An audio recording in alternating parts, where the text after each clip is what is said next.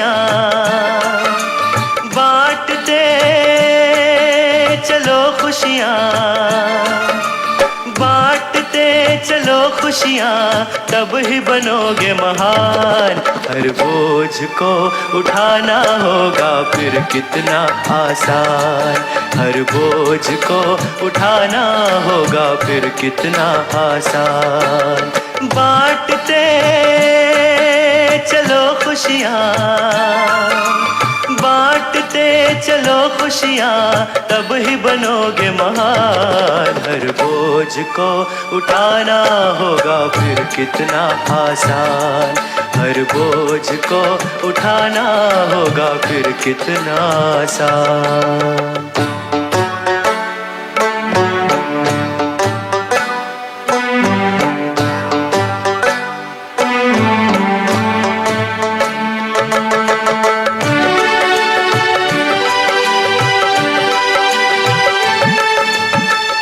दिल में हो दया, मुख में मधुर वाणी, दिल में हो दया, मुख में मधुर वाणी, मन में हो सद्भाव, ये सच्चे योगी की निशानी। मन में हो सद्भाव, ये सच्चे योगी की निशानी। बांटते चलो खुशियाँ, बांटते चलो खुशियाँ, सुख दुख फिर होंगे समान। हर बोझ को उठाना होगा फिर कितना आसान, हर बोझ को उठाना होगा फिर कितना आसान।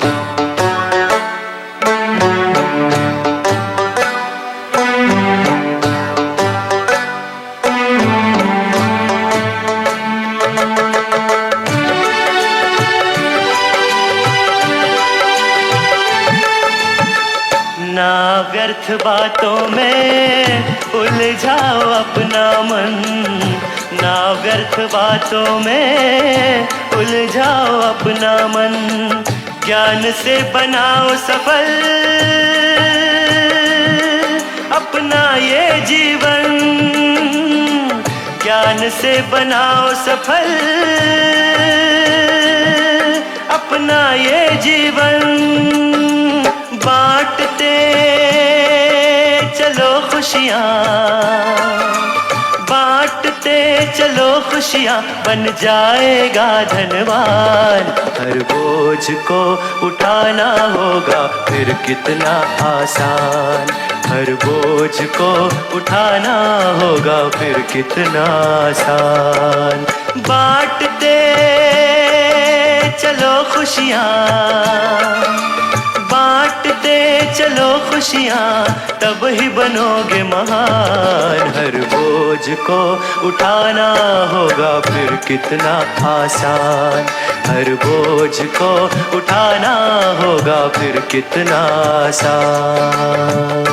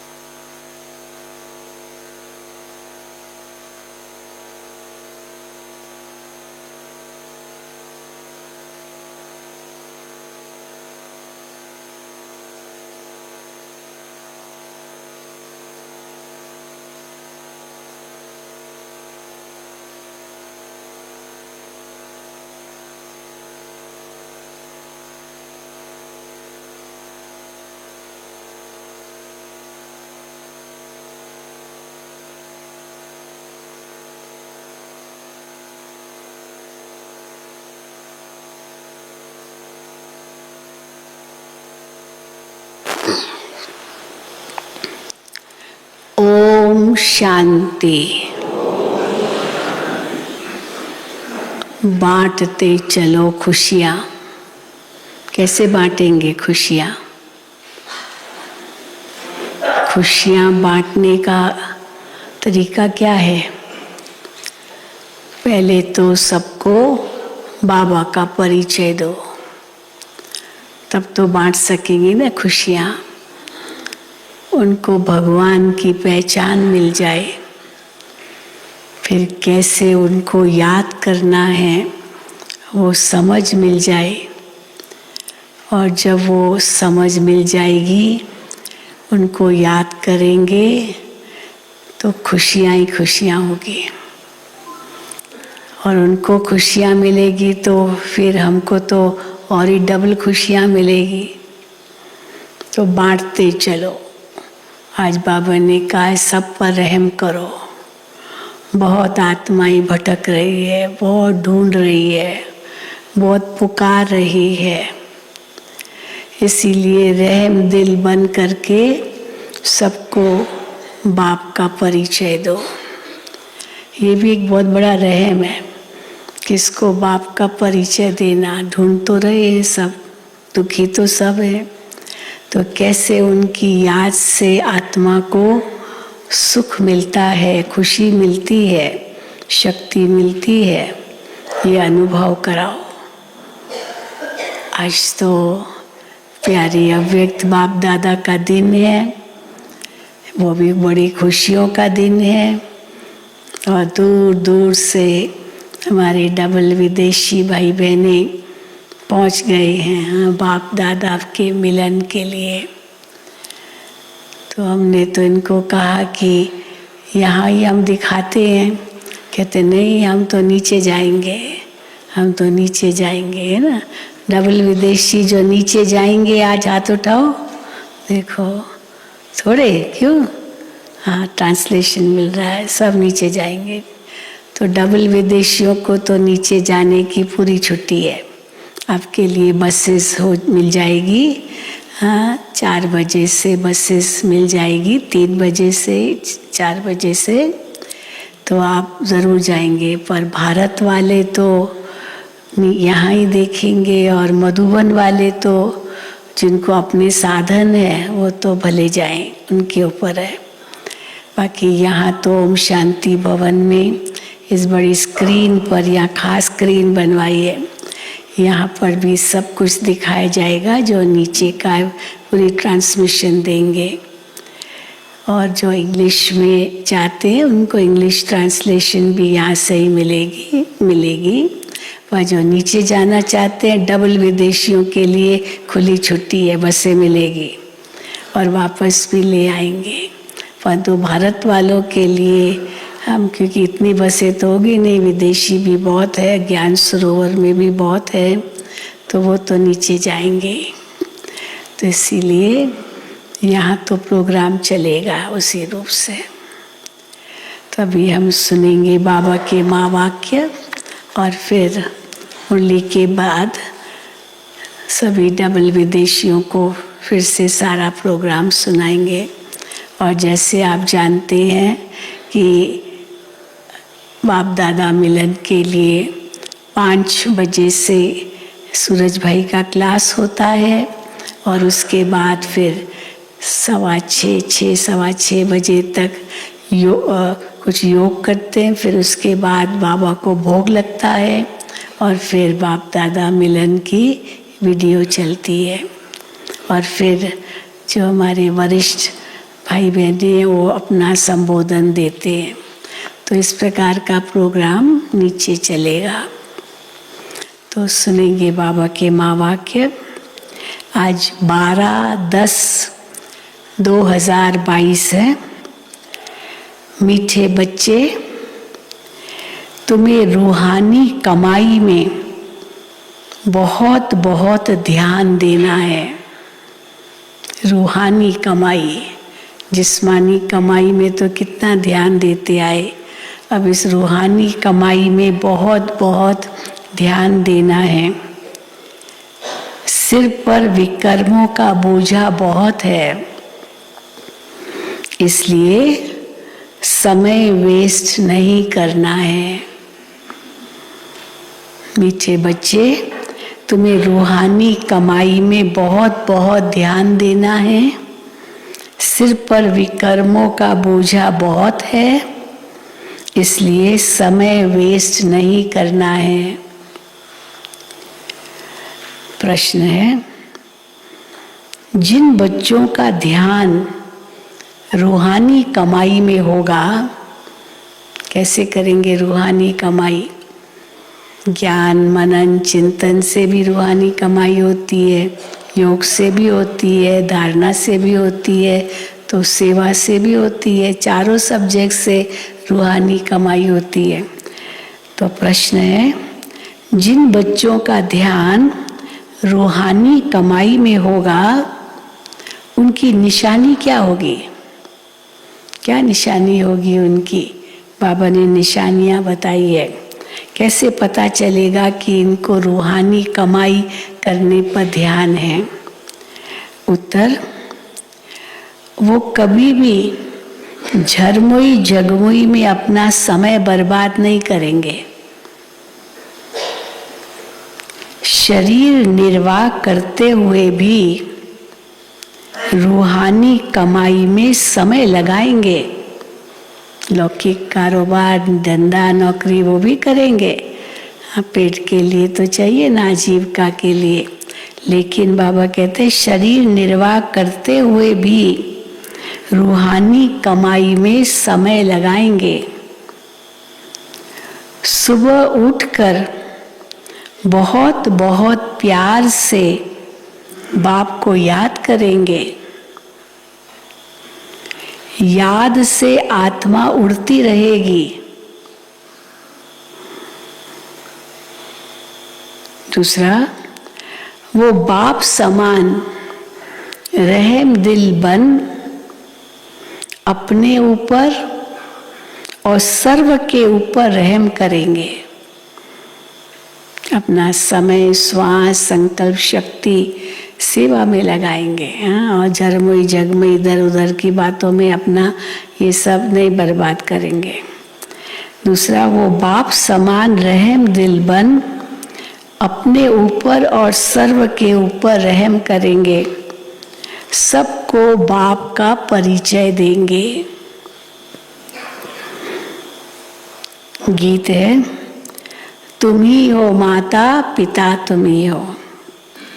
ओम शांति।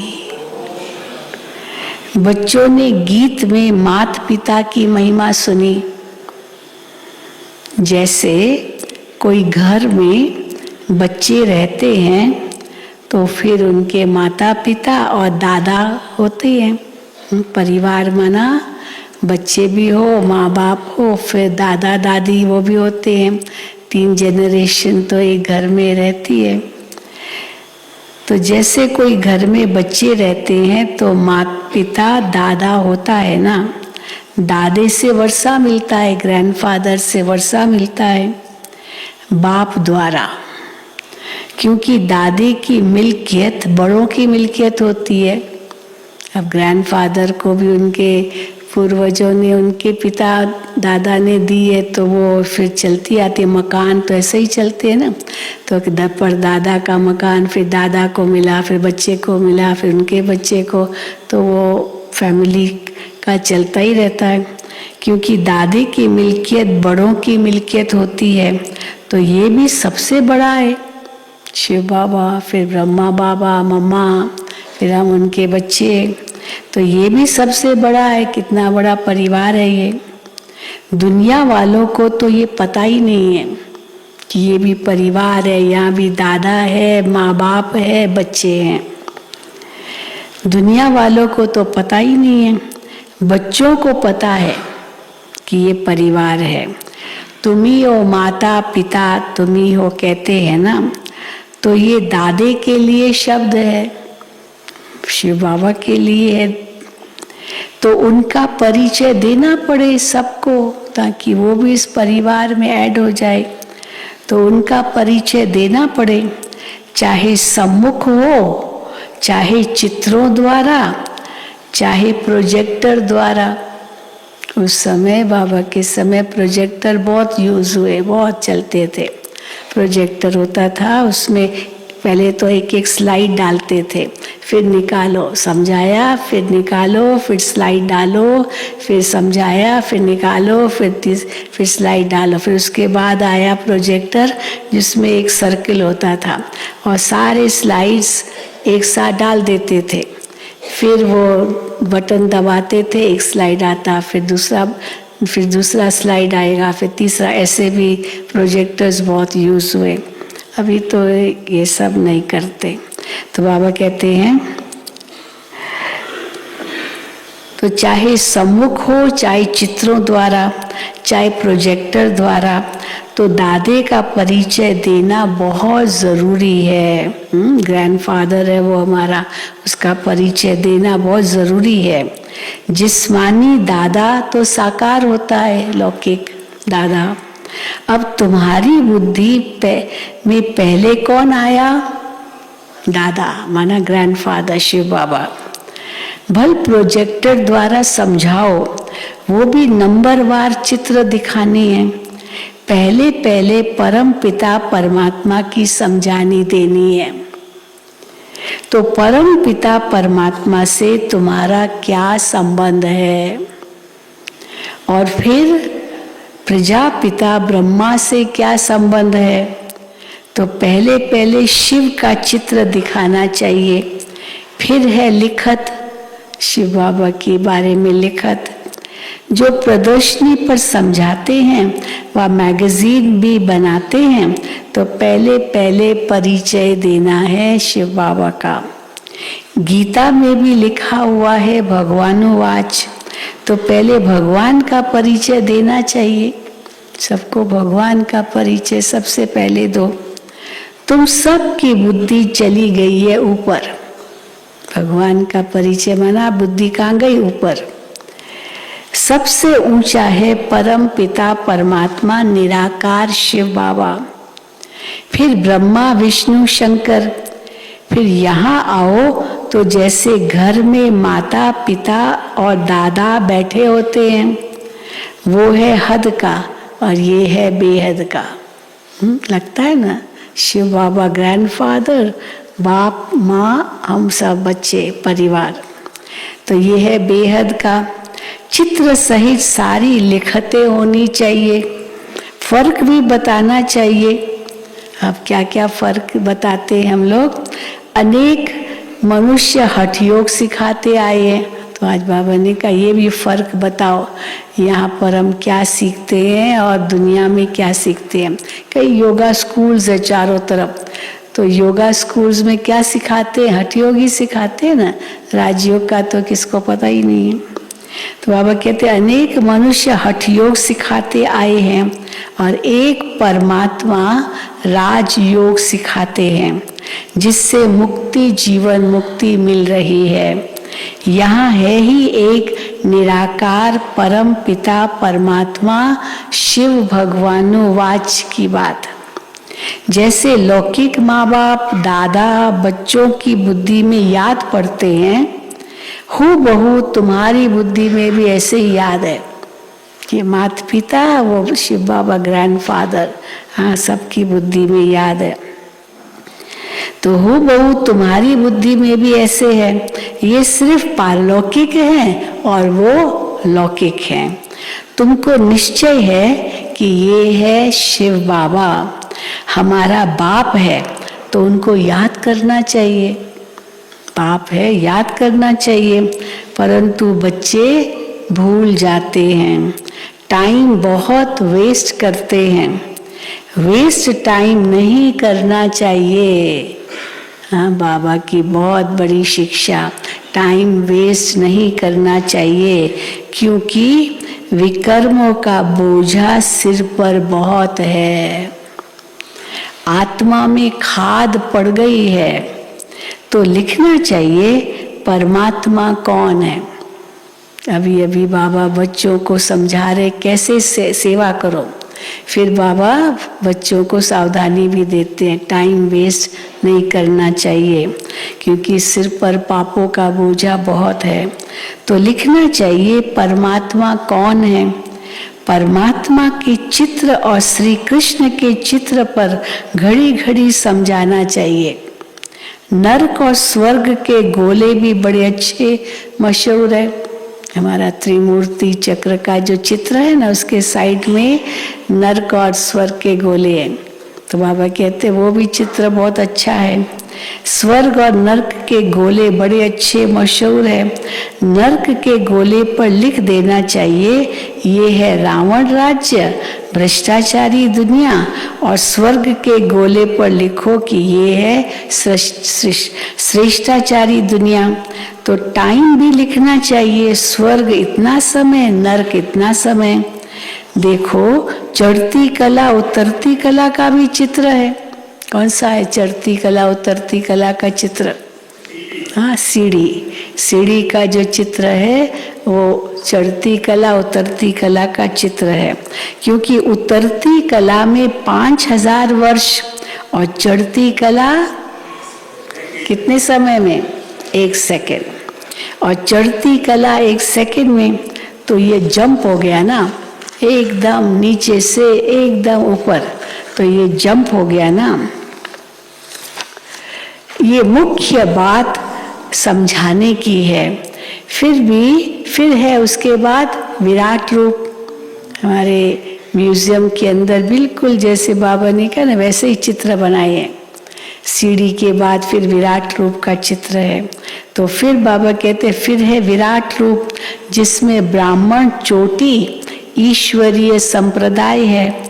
ब्रह्मा मुख द्वारा रचा हुआ तुम्हारा ब्राह्मण कुल मशहूर है, सर्वोत्तम है।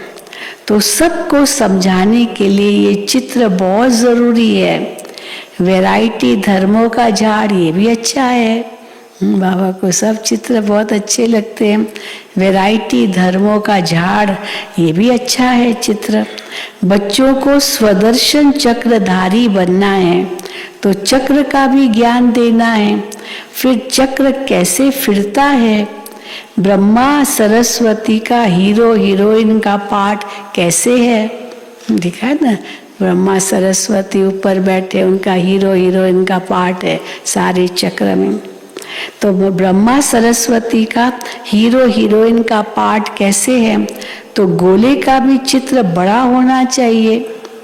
बहुत 1-1.5 घंटा प्रोजेक्टर दिखाना चाहिए, ज़्यादा लंबा नहीं। प्रोजेक्टर तो अंधेरे में दिखाना पड़ता था, सब लाइटें बंद करो और फिर प्रोजेक्टर की लाइट ऑन होती थी तो वो चित्र दिखे। अगर और सब लाइट ऑन है तो प्रोजेक्टर का चित्र नहीं दिखाई देता था, इसलिए सब अंधेरा करना पड़ता था। फिर तो अभी तो सब बदल गया है। तो बाबा कहते हैं 1-1.5 घंटा, बस ज़्यादा नहीं।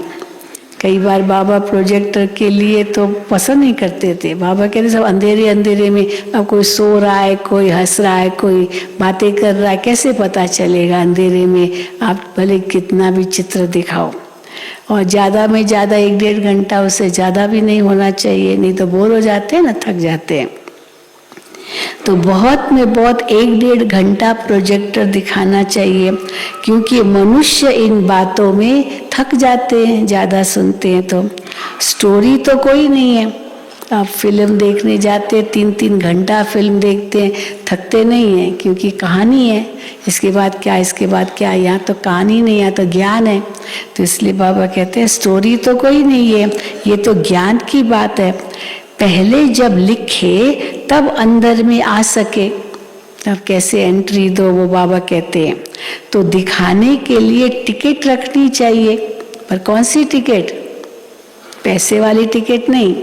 बाबा ने कभी अलाउ नहीं किया कि जब भी कोई आपकी प्रदर्शनी हो, मेला हो, कोई भी आपका प्रोग्राम हो, उसमें आप टिकट रखो, पैसा लो, टिकट दो, उस रूप से नहीं। पर एंट्री पास बाबा कहते हैं वो भले रखो, क्योंकि बहुत भीड़ हो जाती है तो मुश्किल होता है। हॉल अगर कितना लिमिट का है, उससे ज़्यादा आ जाते हैं तो मुश्किल होता है। इसलिए एंट्री पास ज़रूर रखो, तो उसका कदर भी होगा। तो बाबा कहते हैं तो दिखाने के लिए टिकट रखना चाहिए, पैसे वाली टिकट नहीं, परंतु एंट्री पास हो। बाबा भी कहते हैं एंट्री पास हो। बड़े बड़े आदमियों को तो निमंत्रण दे बुलाना चाहिए, क्योंकि बड़ों बड़ों से ओपिनियन लिखाना होता है। झुंड के झुंड में कैसे लिखाएंगे और कैसे दिखाएंगे, क्योंकि समझाना भी है। इसलिए पहले पहले बड़े आदमियों को बुलाकर लिखाना है, फिर जनरल कर देना चाहिए, फिर दूसरे आवे। प्रदर्शनी में भी ऐसे, तो प्रोजेक्टर में भी ऐसे ही हो आने के लिए। मैगजीन में भी अच्छे अच्छे चित्रों को बनाकर साथ साथ समझानी लिखो। है हमारा प्रदर्शनी अंक, इतने बड़े बड़े चित्र आजकल तो बहुत ही सुंदर बना दिए। तो अच्छे अच्छे चित्रों को बनाकर साथ साथ समझानी लिखो, फिर किसको प्रेजेंट भी दे देना चाहिए। हठ योग और राजयोग का कॉन्ट्रास्ट भी अच्छी तरह लिखना चाहिए। हठ योग भी, बाबा ने आज बड़ी बात कही है, हठ योग भी एक प्रकार की हिंसा है, क्योंकि बहुत कष्ट देते हैं ना शरीर को, बहुत हठ करते। हठ योग इतना कष्ट देते हैं, और कई बार तो ऐसा भी हठ योग होता है ना, ऐसे खड़े रहते एक टांग पर और चार तरफ से आग और ऊपर से सूरज की आग, और एक टांग पर खड़े हैं। इसको कहते पंच अग्नि तपस्या। 5 अग्नि, 4 अग्नि जल रही है और सूरज की अग्नि, और एक टांग पर खड़े हैं। कितना कष्ट देते होंगे। यहाँ भी माउंट आबू में भी जानकी लेक के पास वो बाजार है, तो वहाँ एक आदमी था और खड़ा बस खड़ा, पता नहीं जब देखो खड़ा। तो धीरे धीरे क्या हो गया, उसकी जो टांग, उसने एक टांग पर, तो एक टांग टेढ़ी की, तो वो टांग जो थी वो इतनी ऐसे दुबली पतली हो गई, और जो टांग पर खड़ा था वो इतनी सूज गई। और खड़ा है, पता नहीं तो कितना कष्ट देता होगा अपने शरीर को। तो बाबा कहते हैं तो हठ योग और राजयोग का कॉन्ट्रास्ट भी हो। हठ योग भी एक प्रकार की हिंसा है, क्योंकि शरीर को कष्ट देते हैं, तकलीफ देते हैं। अब तुम्हारी कैसी है, तुम्हारा योग कैसा है? तुम्हारा ये है अहिंसक योग, जो अति सहज है। चलते फिरते बाप को याद करते रहो। हिंसक और अहिंसक को भी सिद्ध करना है। कई तो शरीर की तंदुरुस्ती के लिए क्रियाएं करते हैं ना, कई आसन करते हैं। अब वो कोई फिर परमात्मा से नहीं मिलते। चलो कितना भी आप उस प्रकार के आसन करो, पद्मासन भी करो, ये सब करो, लेकिन उससे आप परमात्मा से तो नहीं मिल सकते हो ना। तो वो कोई फिर परमात्मा से नहीं मिलते। हठ योग को भी योग कह देते हैं। योगाश्रम है बहुत सारे। ये है फिर सहज राजयोग, ईश्वर का सिखाया हुआ योग। तो ये बहुत अच्छी तरह से समझाना चाहिए। जिनका बुद्धि योग सारा दिन झरमुई झगमुई में होगा, वो क्या समझा सकेंगे? उनको तो आएगा ही नहीं समझाना। अगर थोड़ा एक शब्द भी ज्ञान का बोलेंगे फिर रुक जाएंगे, क्योंकि आदत ही नहीं है ज्ञान सुनाने की। बाकी संसार की बातें सुनाने के लिए तो पूरा टाइम दे देते हैं, ज्ञान सुनाने लिए आता नहीं है, कैसे कहते। तो बाबा कहते हैं जिनका बुद्धि योग सारा दिन झरमुई झगमुई में होगा, वो क्या समझा सकेंगे? जिनकी बुद्धि में होगा कि सर्विस करनी है, वही करेंगे। 8 घंटा धंधा किया, फिर ये कमाई करनी चाहिए। वो है जिस्मानी कमाई, ये है रूहानी कमाई। तो इस कमाई में बहुत ध्यान देना चाहिए। योग में बहुत प्रैक्टिस करनी चाहिए। सुबह उठ बाप को बड़े प्यार से याद करना चाहिए। जिनको बाप 1-2 नंबर में रखते, वो भी याद नहीं करते। देखो बाबा लहना देते हैं, जिनको बाबा 1-2 नंबर में रखते, इतना आगे रखते हैं, वो भी याद नहीं करते। भाषण तो बहुत अच्छा कर लेते, परंतु याद में नहीं रहते। आत्मा तो याद से ही उड़ेगी ना, आत्मा तो याद से ही उड़ेगी, ज्ञान से थोड़ी उड़ेगी। चलो ज्ञान कितना भी समझाओ अच्छा है, सेवा होती है, खुशी होती है, लेकिन उड़े हाँ बाबा के पास ऐसे उड़ के जाए वो अनुभव, वो तो योग से ही होगा, ज्ञान से थोड़ी उड़ेगी। ध्यान से भी, ध्यान में भी याद से ही जाते हैं, याद मुख्य है। ध्यान में कोई जाए, पर ध्यान भी ऐसे कैसे जाएंगे ध्यान में, पहले तो बाबा की याद में बैठेंगे फिर तो जाते हैं ना ध्यान में। तो ध्यान में भी याद से ही जाते हैं, ज्ञान की तो इसमें कोई बात ही नहीं है। ध्यान के अंदर और योग के अंदर ये फिर बाबा कहते हैं ध्यान के लिए ज्ञान की तो कोई बात ही नहीं है। चलो योग चाहिए थोड़ा, ज्ञान की तो इसमें कोई बात ही नहीं है। ध्यान तो एक पाई पैसे की बात हो जाती है। ध्यान से ज्ञान श्रेष्ठ है, फिर ज्ञान से योग श्रेष्ठ है, फिर धारणा और उनसे श्रेष्ठ है।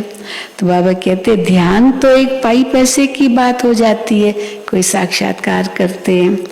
कईयों को तो फट से श्री कृष्ण का साक्षात्कार हो जाता है। कई बच्चियां फिर लिखती है बाबा को कि बाबा हमने आपको पहचाना है। वो ध्यान में ब्रह्मा को भी देखती है और प्रेरणा भी मिलती है, तो फिर उनको निश्चय हो जाता है। देखा नहीं है साकार में, लेकिन और मधुबन में भी नहीं आई है कई भाई बहने, लेकिन मधुबन को देखा है। अब कैसे देखा है, कहते ध्यान में देखा है, स्वप्न में देखा है, ऐसे कई बताते अपना अनुभव। तो बाबा कहते हैं तो फिर उनको निश्चय हो जाता है। जिसने बाबा को कभी देखा भी नहीं वो भी लिखती है, हम बाबा को बहुत याद करते हैं, हम आपसे वर्षा लेकर ही छोड़ेंगे। आप तो जानते हैं हाँ हम याद करते हैं, हाँ बाबा आप तो जानते हैं हम याद करते हैं। जब कहती है आप तो जानते हैं तो शिव बाबा ही याद आता है ना। आप माना किसको कहते हैं, शिव बाबा को ही कहते हैं। आप तो जानते हैं तो शिव बाबा ही याद आता है। तो बांधेली बच्चियां बहुत याद करती है, उतना सामने वाले भी याद नहीं करते। कई है अभी भी देखो आ नहीं सके कोई कारण से, लेकिन इतना मधुबन को याद कर रहे हैं बात मत पूछो। फिर इतनी टिकट भी है, महंगी हो गई है आजकल, बहुत टिकटें महंगी हो गई है, लेकिन फिर भी देखो आ गए हैं बाबा के विदेश के बच्चे, इतनी टिकट महंगी लेकर भी आ गए हैं। कई तो बिल्कुल ही नहीं आ पाते, ब्राज़ील, अर्जेंटीना, चिली, वहाँ बहुत बाबा के बच्चे, लेकिन टिकटें बहुत महंगी हो गई है। तो दिल उनको होती है और सारा दिन मधुबन मधुबन करते रहते। तो इस बार रक्षाबंधन पर खास जयंती बहन ने हमारी बहनों को भेजा, वहाँ गोपी बहन खास ब्राज़ील गई थी, क्योंकि उनके लिए आना बड़ा मुश्किल होगा, बहुत महंगी टिकटें हो गई है। तो बाबा कहते हैं तो बांधेली बच्चियां बहुत याद करती है, उतना सामने वाले भी याद नहीं करते, क्योंकि सामने है तो टेकन फॉर ग्रांटेड, बाबा तो है ही है, हम है ही है बाबा के पास। तो बाबा कहते हैं उतना सामने वाले भी याद नहीं करते। एक बात है याद की, मुख्य है याद की। फिर गांधी जी कहते थे कि राम राज्य हो, फिर बाबा सेवा की बात कर रहे हैं। फिर गांधी जी कहते थे राम राज्य हो, अभी तो रावण राज्य है, इस पर तुम समझा सकते हो। चढ़ती कला तो परमात्मा ही करा सकते हैं, बाकी तो सब एक दो को गिराते ही रहते हैं। सुना, चढ़ती कला केवल भगवान ही करा सकते हैं, जो इतना ऊंचा उठाते हैं, बाकी तो सब एक दो को गिराते ही रहते हैं दुनिया में। देवताएं भी गिरते जाते हैं, सब गिरते ही जाते हैं, देवताएं भी गिरते जाते हैं, बल सुख में ही है। सतयुग से त्रेता में आए कोई दुख नहीं आया, फिर भी सुख में है, परंतु कला तो कम होती जाती है ना। जू की तरह गिरते जाते हैं, जैसे जू चलती है ना बालों में, कैसे चलते धीरे धीरे धीरे, तो ऐसे बाबा कहते गिरते जाते, जू की तरह गिरते जाते हैं। क्योंकि ड्रामा भी जू की मिसल चलता ही रहता है, तो चढ़ती कला एक के ही द्वारा होती है। तो समझाने के लिए प्रोजेक्टर बहुत अच्छा है। आज बाबा ने प्रोजेक्टर की बड़ी महिमा की है। प्रोजेक्टर बहुत अच्छा है, सेंटर भी बहुत बढ़ते जाएंगे। बाबा कहते हैं कि हर एक भाषा में स्लाइड्स बनाते जाओ, हर एक भाषा में हो, है ना। अभी हमारे एग्जीबिशंस हर एक भाषा में, आप जाएंगे कर्नाटक जाएंगे, वहाँ तो सब कन्नड़ा भाषा में भी एग्जीबिशन के चित्र है। तमिलनाडु में जाएं सब तमिल, आंध्रा में जाएं तो तेलुगु भाषा में।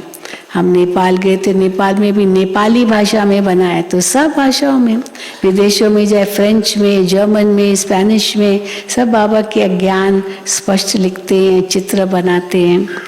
तो अच्छा है। तो बाबा कहते हैं हर एक भाषा में स्लाइड्स भी बनाते जाओ, परंतु काम करने वाला ऐसा कोई है नहीं। तो उस समय बाबा के पास कोई ऐसे सामने नहीं आया होगा, अभी तो बहुत है, हाँ, बहुत सेवा करते हैं। बाबा युक्ति तो बता देते हैं, परंतु काम करने वाला चाहिए तो सर्विस बहुत बढ़ सकती है।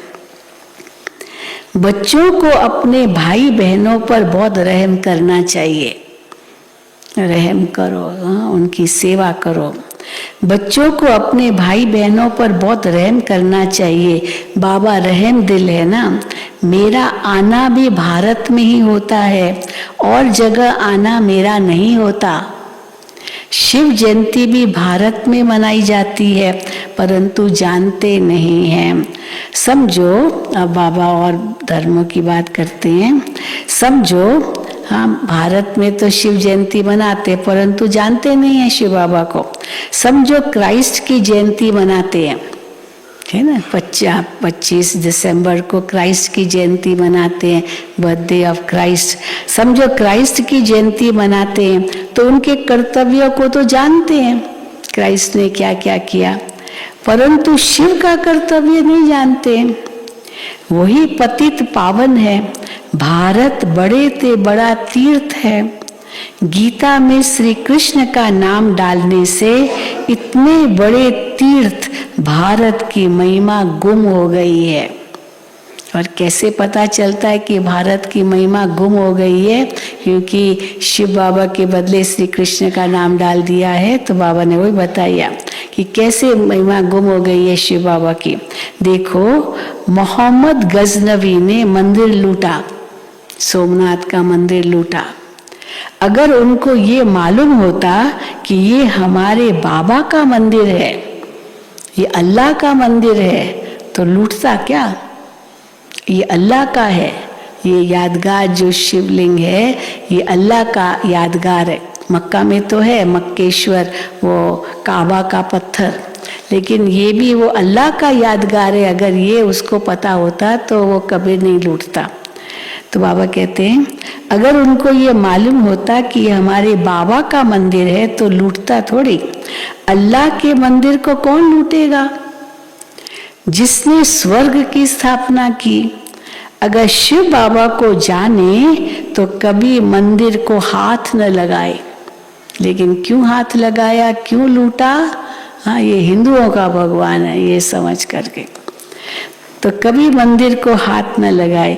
भले वो शिव को माथा टेकते हैं, हाँ, हज करने जाते हैं मक्का में, तो वहां पर ऐसे ही लिंग है वो, उसको भी उसके आगे वो चूमते हैं, ऐसे भी माथा टेकते हैं, परंतु जान गए तो कभी न लूटे।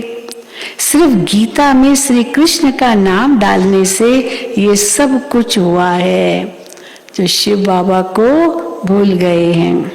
गीता खंडन होने से देखो क्या हाल हुआ है। अगर शिव का नाम होता कि वही गति सदगति दाता है, हाँ, तो ये कभी नहीं ऐसे आकर के मंदिर लूटते या तोड़ते, जैसे भारत का इतिहास में बताते हैं। ये एक की ही महिमा है। अगर वो न आता तो पावन कैसे बनते? शिव बाबा को आना ही पड़ता है पावन बनाने लिए। भारत को कैसे स्वर्ग बना सकते अगर शिव बाबा आता नहीं तो? ये गुप्त बात है ना। जानते हैं हम दुर्गति में थे, अब यहाँ बैठे हैं, परंतु जा रहे हैं। शिव बाबा आए हैं सदगति करने लिए, बैठे हैं हमारे साथ और अभी जा रहे बाबा के साथ। तो बच्चों को बहुत खुशी होनी चाहिए कि हम अपने लिए राजाई स्थापन कर रहे हैं, तो औरों को भी रास्ता दिखाकर प्रजा बनानी चाहिए। बड़ी मेहनत करनी चाहिए, है तो बहुत सहज भी है, फिर बाबा कहते मेहनत भी करनी चाहिए। सिर्फ बाप और वर्षे को याद करो, स्वर्ग को याद करो, ये तो नर्क है। हम सो का अर्थ भी बाबा ने समझाया है। हम सो देवता, हम सो क्षत्रिय, हम सो वैश्य, हम सो शूद्र, और कोई तो इन सब बातों को समझते नहीं। तो विराट रूप में ये समझाना है कि हम सो देवता, हाँ फिर ये बनते हैं। अभी हम स्वर्ग में गए कि गए, अभी ब्राह्मण बने हैं, अभी हम स्वर्ग में गए कि गए। बहुत लोग पूछते हैं अभी और कितनी देरी है, वे स्वर्ग में गए कि गए कहते हैं, श्री कृष्ण आ रहा है कहते हैं, तो कितनी और देरी है, तो कितनी देरी है। तो बाबा क्या कहते हैं, बाबा क्या जवाब देंगे जब बाबा से पूछते कितनी देरी है।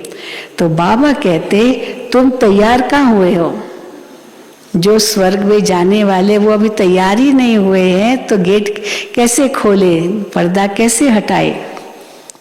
बाबा कहते हैं तुम अब तैयार कहाँ हुए हो जो स्वर्ग में जा सको, ड्रामा तो बना हुआ है। जितनी जितनी स्थापना होती जा रही है उतनी विनाश ज्वाला भी धीरे धीरे बढ़ती जा रही है। देख रहे हैं ना, विनाश ज्वाला धीरे धीरे बढ़ती जा रही है। सब देशों में होड़ है, हथियार खरीदने की होड़ बहुत बढ़ गई है, बहुत ज़्यादा ही बढ़ गई। सबसे जास्ती गवर्नमेंट का जो बजट है वो डिफेंस के लिए होता है, हथियार खरीदने के लिए बहुत देते। तो बाबा कहते हैं तो विनाश ज्वाला भी धीरे धीरे बढ़ती जा रही है। धर्मों में झगड़ा शुरू होता जा रहा है, धर्मों में झगड़ा शुरू होता जा रहा है। पहले पार्टीशन थोड़ी थी, भारत तो एक था ना, पार्टीशन थोड़ी थी। तुम जानते हो पहले पहले तो एक ही देवता धर्म था, और केवल इतना ही भारत नहीं था, ये सब बताते ना, ये अफगानिस्तान, ये सारा एशिया, ये सब भारत के अंदर ही था। इसलिए तो वहाँ भी कितने मंदिर है, बहुत मंदिर है। तो इसीलिए बाबा कहते पहले पार्टीशन थोड़ी थी। तुम जानते हो पहले एक देवता धर्म था। गीत है ना, आप मिले तो हम स्वर्ग का राज्य योग बल से ले रहे हैं। बाहुबल से कोई ले नहीं सकता है, स्वर्ग का राज्य बाहुबल से कोई नहीं ले सकता है। लड़ाई से, युद्ध से, हिंसा से स्वर्ग का राज्य थोड़ी ले सकेंगे। परंतु तो बाबा कहते हैं बाहुबल से कोई ले नहीं सकता, उनके पास है बाहुबल, दुनिया वालों के पास है बाहुबल। देखो बाबा बताते हैं ना राज, रशिया और अमेरिका अगर आपस में मिल जाए तो सारा राज्य ले सकते हैं, सारी दुनिया पर जीत पा सकते हैं। अमेरिका और रशिया मिल जाए, लेकिन मिलेंगे नहीं, रशिया एक तरफ फिर अमेरिका दूसरे तरफ। तो इसीलिए डरते हैं, इसीलिए नहीं तो तीसरा विश्व युद्ध तो कब का छिड़ जाए और अमेरिका रशिया मिल जाए और सारी दुनिया पर अटैक करे, उन पर कौन कर सकेगा उतना। लेकिन बाबा कहते हैं ये है नहीं ड्रामा में। रशिया अमेरिका आपस में मिल जाए तो सारा राज्य ले सकते हैं, परंतु ऐसा होना नहीं है, होता नहीं है। जब देवताओं का राज्य है तो वहाँ क्रिश्चियन बौद्धी नहीं होते, सतयुग में और कोई धर्म नहीं होता। अब देवता धर्म की स्थापना हो रही है।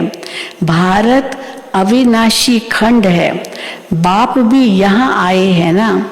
तो ड्रामा में ऐसे ही है कि योग बल से राजाई मिलती है, ये ड्रामा में नूंद है, योग बल से राजाई मिलती है। हिंसा हत्या के बल से, हथियारों के बल से राजाई नहीं मिलती है। भारत का प्राचीन योग मशहूर है, परंतु योग सिखाया किसने और कैसे वो नहीं जानते। श्री कृष्ण ने तो योग सिखाया नहीं, श्री कृष्ण ने तो योग सिखाया ही नहीं है। परम पिता परमात्मा ही योग सिखला रहे हैं। ये कितनी अटपटी बातें हैं। अटपटी माना बड़ी समझने की बातें हैं, इस सहज समझ में नहीं आती अटपटी। ये कितनी अटपटी बात है जो बुद्धि से खिसक जाती है। कोई तो जानते भी छोड़ देते हैं, समझ भी गए फिर भी छोड़ देते हैं। तब बाप कहते हैं समझदार देखना हो तो यहाँ देखो, और डैश डैश डैश। हाँ, समझदार बेसमझ देखना तो भी यहाँ देखो। समझदार तो वर्षा लेते हैं और बेसमझ छोड़ देते हैं। स्वर्ग का वर्षा गंवा देते हैं। तो महान मूर्ख और महान सुजान देखना हो दोनों को तो यहाँ देखो। स्वर्ग में वो भी जाएंगे जो महामूर्ख भी बनेंगे, बाबा को छोड़ भी देंगे, जाएंगे तो जरूर ना स्वर्ग में। स्वर्ग में वो भी जाएंगे परंतु प्रजा में जाएंगे। तुम जानते हो सूर्यवंशी चंद्रवंशी प्रजा कैसे बनती है। बाप की गोद यहाँ मिलती है। मूल वतन में तो गोद का हिसाब ही नहीं है। बाबा की गोद वहाँ थोड़ी परम धाम में मिलेगी, वो तो यहाँ संगम पर मिलती है। बच्चा जब पैदा होता है तो गुरु की गोद में देते हैं, गुरु की गोद में देते हैं बच्चे को। समझते हैं गुरु की गोद में नहीं गया, अगर बच्चे को गुरु की गोद में नहीं दिया तो दुर्गति को पाएगा, इसलिए पहले गुरु की गोद में देंगे वे इनका भी उद्धार हो जाए। छोटे बच्चों को भी गुरु करा देते हैं, गुरु बिगर गति नहीं। अब ये गुरुओं ने समझाया है उनको कि गुरु करना बहुत जरूरी है। पता नहीं कब शरीर छूट जाए, इसलिए छोटे बच्चे से को भी गुरु करा देते हैं। वहाँ तो जन्म ले फिर गुरु के पास जाते हैं दुनिया में। यहाँ अब यहाँ क्या है, यहाँ तीनों कंबाइंड है। बाबा के बने तो बाप के भी बने, तो टीचर के बने तो गुरु के भी बने, सतगुरु के भी बने। तीनों का कंबाइंड है, तीनों एक ही साथ बन जाते हैं हमारे यहाँ। तीनों कंबाइंड है। अब ये कोई शास्त्रों में लिखा हुआ नहीं है कि वही बाप टीचर गुरु की गोद है। एक शिव बाबा ही बाप टीचर गुरु है, तीनों की गोद में हम जाते हैं। बाबा ने पूछा है, हाँ अभी बाबा प्रश्न पूछ रहे हैं। बाबा ने पूछा है शिव बाबा को बाप है, शिव बाबा को बाप है, हाँ है या नहीं है? है। जो कहते हैं हाथ उठाओ। अरे शिव बाबा को बाप नहीं है, हमारा बच्चा नहीं है शिव बाबा, तो हम कौन हो गए भाई? आप कौन हो गए? शिव बाबा आपका बच्चा है तो आप कौन हो गए? बाप हो गए कि नहीं हुए? नहीं हुए, अभी भी नहीं। देखो बाबा क्या कहते हैं। बाबा कहते हैं बाप ने पूछा शिव बाबा को बाप है? कहते हैं हाँ। अच्छा, शिव बाबा को टीचर है, गुरु है? नहीं, शिव बाबा को बाप है, वो हमारा बच्चा है ना, परंतु हम उनके टीचर नहीं बन सकते। फिर हम उनको पढ़ाएं, हम उनको बच्चा बना सकते हैं। जो बाबा के तन मन धन ये आपका, जैसे बाबा को वारिस बनाया, माना बाबा को बच्चा बनाया, तो हम उनको वारिस बनाते हैं, तो हम बाप हो गए, वो बच्चा हो गया। पर टीचर भी बन सकते हैं हम बाबा के, क्योंकि हम थोड़ी बाबा को पढ़ा सकते हैं, वही टीचर है। गुरु भी हम नहीं बन सकते क्योंकि सदगति हम थोड़ी करेंगे शिव बाबा की, लेकिन बाप जरूर हम हैं, बच्चा जरूर बना सकते हैं उनको। देखो ये भी एक गुह्य राज है। तो बाबा कहते हैं अभी बताओ माताएं, शिव बाबा आपका बच्चा है? जो कहते हाँ है हाथ उठाओ। तो आप सब क्या हो गई? माँ हो गई। हाँ, शिव बाबा की माँ बाप हो ना। तो बाबा कहते हैं हाँ। अच्छा, शिव बाबा को टीचर है, गुरु है? नहीं, सिर्फ माँ बाप मिलते हैं। शिव बाबा को माँ बाप मिलते हैं। देखो ये गुह्य हिसाब है। बाप बच्चों पर, बच्चे बाप पर बलिहार जाते हैं। बाबा कहते तुम एक जन्म मेरे पर बलिहार जाओ तो मैं 21 जन्म तुम्हारे ऊपर बलिहार जाऊं। तो बाप बच्चों पर, बच्चे बाप पर बलिहार जाते हैं। लौकिक में बच्चे बाप पर बलिहार नहीं जाते। आजकल तो माँ बाप को पूछते भी नहीं ना, बूढ़ा घर में रख देंगे। लेकिन बाबा कहते हैं लौकिक में बच्चे बाप पर बलिहार नहीं जाते हैं, बाप जाते हैं। हाँ, बाप अपनी प्रॉपर्टी सारी बच्चे को देगा, पर बच्चा जो कमाए और पूरा बाप को देवे, ये बड़ा मुश्किल है। बाप जाते हैं बलिहार। तो ये समझने की बात है कि बरोबर परमात्मा बाप, टीचर, सतगुरु है, उनसे ही वर्षा मिलता है। अच्छा, मीठे मीठे सिकीलदे बच्चों प्रति माता पिता बाप दादा का याद प्यार और गुड मॉर्निंग। रूहानी बाप की रूहानी बच्चों को नमस्ते। हम रूहानी बच्चों की रूहानी बाप दादा को याद प्यार, गुड मॉर्निंग और नमस्ते। धारणा के लिए मुख्य सार पहला, स्वदर्शन चक्रधारी बनना है। हम ब्राह्मण चोटी हैं, ईश्वरीय संप्रदाय के हैं, इस नशे में रहना है। दूसरा, अपना समय बाप की याद में सफल करना है, रूहानी सर्विस में बिजी रहना है, बाप पर पूरा पूरा बलिहार जाना है। वरदान, एक रस स्थिति के आसन पर मन बुद्धि को बिठाने वाले सच्चे तपस्वी भव। एक रस स्थिति के आसन पर मन बुद्धि को बिठाने वाले सच्चे तपस्वी भव। तपस्वी सदा आसनधारी होते हैं, वे कोई न कोई आसन पर बैठकर तपस्या करते हैं। आप तपस्वी बच्चों का आसन है। क्या है हमारा आसन? एक रस स्थिति, फरिश्ता स्थिति। इन्हीं श्रेष्ठ स्थितियों के आसन पर स्थित होकर तपस्या करो।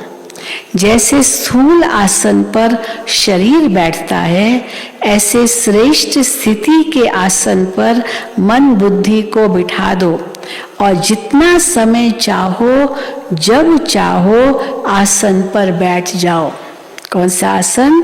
हाँ, एक रस स्थिति, फरिश्ता स्थिति।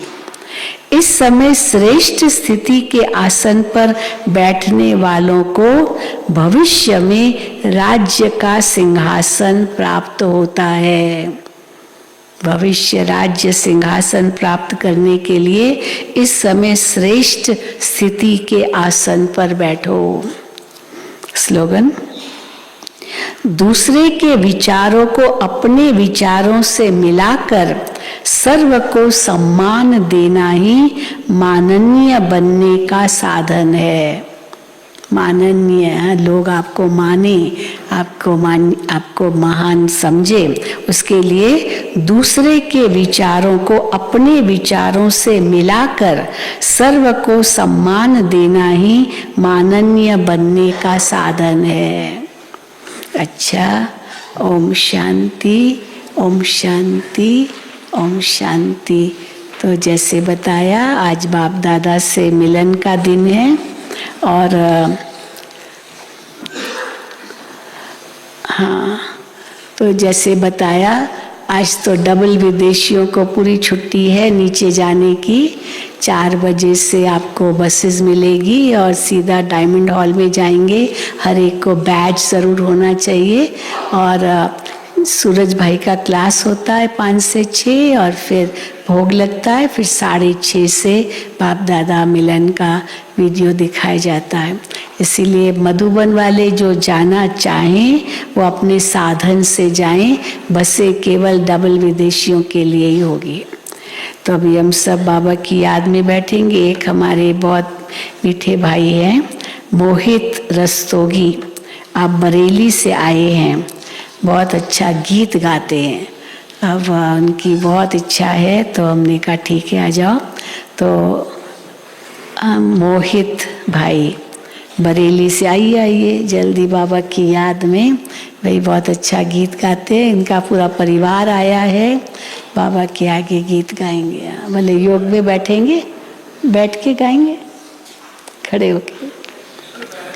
और उसके बाद सभी डबल विदेशी भाई बहनें बैठे रहेंगे, आपको बहुत सारी सूचनाएं देनी है, इसलिए कोई भी डबल विदेशी भाई बहनें उठेंगे नहीं, सब बैठे रहेंगे योग के बाद।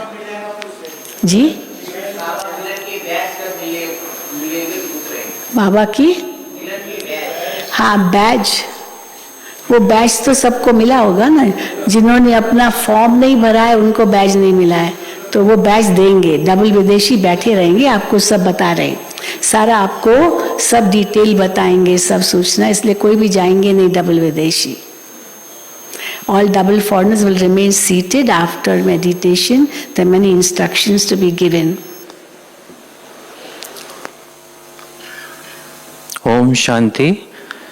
सर्वशक्तिमान परम पिता शिव बाबा, प्राण प्रिय अव्यक्त ब्रह्मा बाबा, हम सभी को बाबा की मीठी मुरली अपनी मीठी आवाज़ में सुनाने वाली ऐसी ज्ञानदायिनी, सरल, निश्चल, आदरणीय बड़ी दीदी, शिव शक्ति स्वरूपा, मेरे समक्ष बैठी समस्त दीदियाँ, भाइयों एवं बहनों, आज ब्रह्मा बाबा के अव्यक्त हुए शिव बाबा के द्वारा हम बाबा मिलन मनाने के लिए यहाँ उपस्थित हुए हैं। इस उपलक्ष्य में मैं एक बाबा का गीत प्रस्तुत कर रहा हूँ।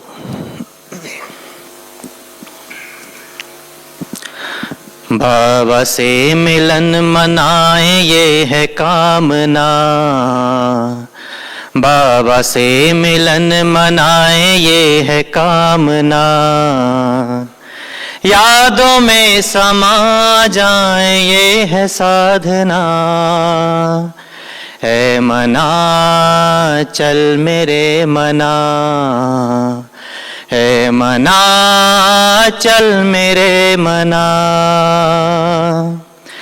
बनाते हैं पवित्र बाबा ये वसुंधरा, ब्रह्म तन में बाबा ने साकार रूप धरा, ज्ञान से हमें सजाते नित्य शिव पिता, वरदान ले ले अमृत वेले ऐ मेरे मना, ऐ मना ऐ मेरे मना, ऐ मना चल मेरे मना। नित्य बाबा की मीठी मुरली हम सुने, श्रीमत पे चल के प्यारे बच्चे हम बने, एक बाबा के ही गुण मन में हम गुने,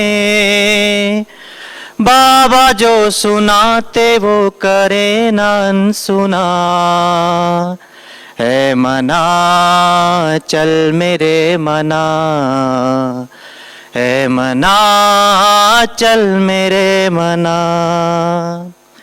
सतयुग की देवियां हैं ये हमारी दादियां, शिव की शक्तियां हैं ये हमारी दीदियां, पूर्ण होती इनसे सबकी मनोकामना, बाबा ने दी है इनको ऐसी पालना, पालना नित्य पालना, पालना ऐसी पालना, बाबा से मिलन मनाए ये है कामना,